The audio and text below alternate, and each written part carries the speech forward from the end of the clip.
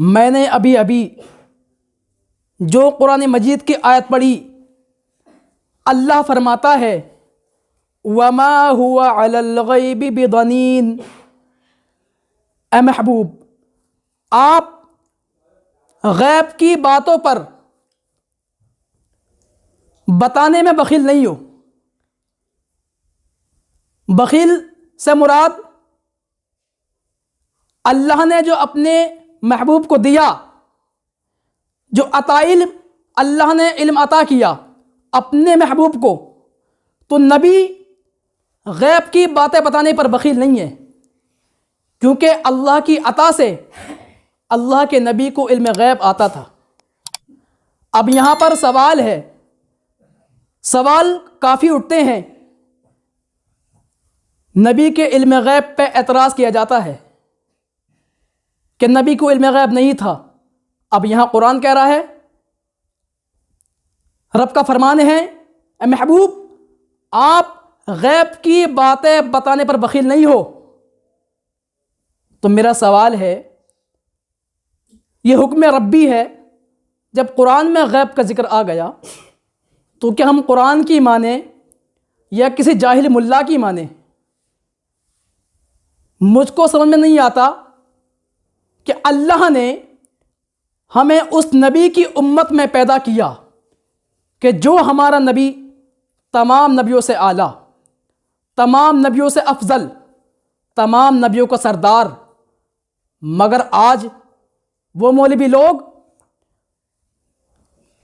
جو قوم کے غدار بن چکے ہیں، قوم کو گمراہ کر دیا، بد مذہب کر دیا، آج وہ جاہل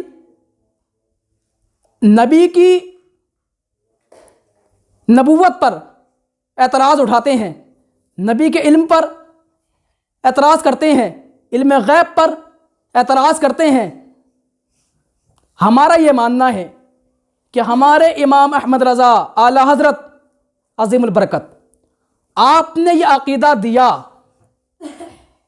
کہ ہم نبی کے علم کو اللہ کے علم کے سامنے اتنا بھی نہیں مانتے کہ جتنا ایک چڑیا کی چونچ میں ایک گیہوں کا دانہ، ہم اتنا بھی نہیں مانتے، اور ہم تمام انبیاء کے علم کو نبی کے علم کے سامنے ہم اتنا بھی نہیں مانتے۔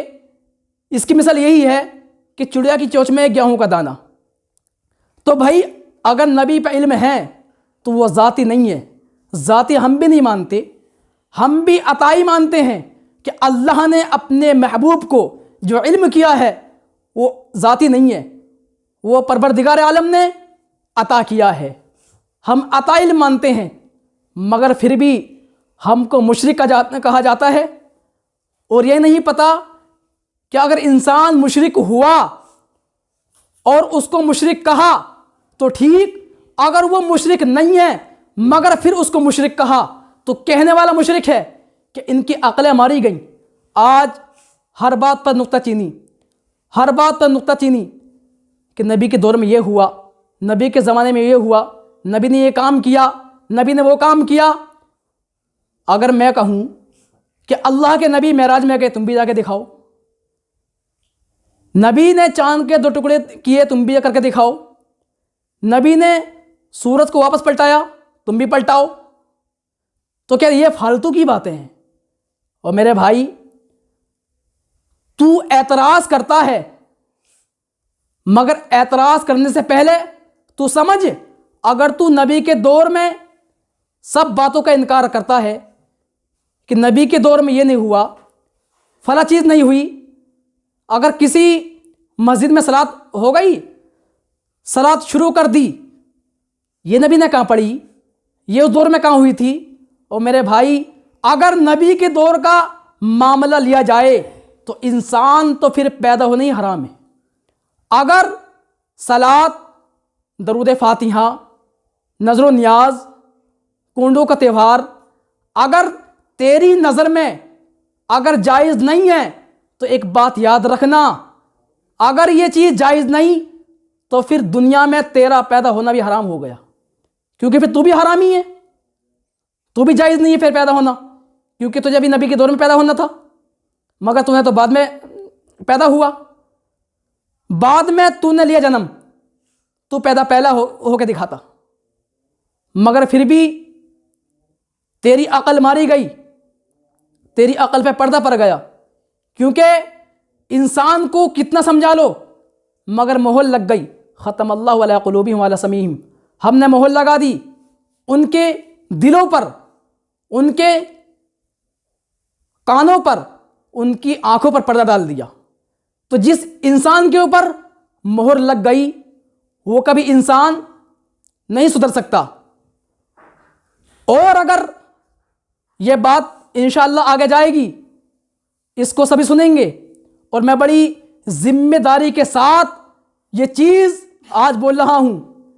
इस चीज़ के ऊपर अल्हम्दुलिल्लाह सब कोई चैलेंज है कि अगर अल्लाह के नबी ने नज़रो नियाज, फातिहा, दरूदो सलाम या सलात पढ़ना या कुंडे करना जो हमारे त्यौहार हैं, अगर कोई चीज़ अल्लाह के नबी ने नाजायज़ होने को कहा हो, ये मना फरमाया हो, तो हमको ये लिख कर दिखाओ, हम आज के बाद कोई चीज़ नहीं करेंगे, तुम्हारी बात को मान लिया जाएगा। मगर अगर नहीं दिखाया तो फिर आपको ये मानना पड़ेगा कि हाँ ये चीज़ सही है और ये चीज़ जायज़ भी है। मगर अजीब बात ये है, करते हम हैं, चिढ़ उसको होती है, करते हम हैं, दर्द उसको होता है, करते हम हैं, दुख उसको होता है। अबे तुझे परेशानी क्या है, तो एतराज़ क्यों करता है? एतराज़ कर अगर कहीं कोई चीज़ लिखा हो, मगर नहीं, तेरे बाप दादा ने तो अपने पास से लिखा, अपनी तरफ से लिखा, न कोई दलील, न कोई सबूत, न कोई कुछ, बस लिख दिया, छाप दिया और कौम को दिखा दिया और कौम को गुमराह कर दिया। याद रखना कि हमारा अक़ीदा कुरान के मुताबिक, कुरान के सुन्नत, कुरान के तरीके पर है।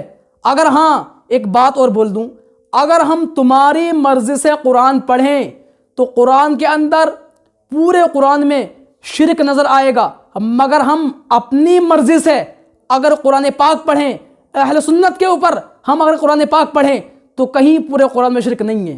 क्योंकि तौहीद फिल अफ़ाल वल तौहीद फिल कुदरत, इसमें सब में अलग अलग हैं।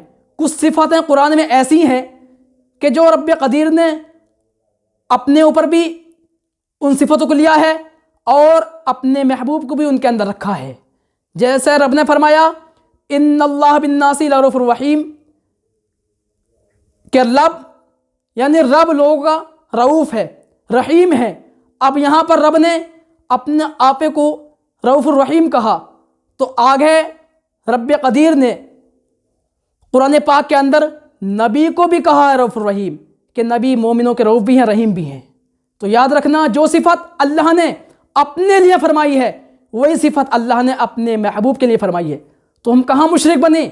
तो लोगों, इस बदअक़ीदे गद्दार लोगों से बचो और अपने अक़ीदे पर सलामत रहो।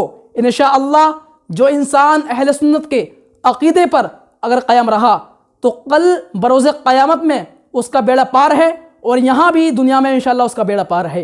रब क़दीर से मेरी दुआ है, मौला तू हमको हमारे अक़ीदे पे क़याम रख, अहले सुन्नत वल जमात पे क़याम रख, और मौला तू हमको इन जो बुरे अक़ीदे हैं, बद मज़हब लोग हैं, उनसे बचा।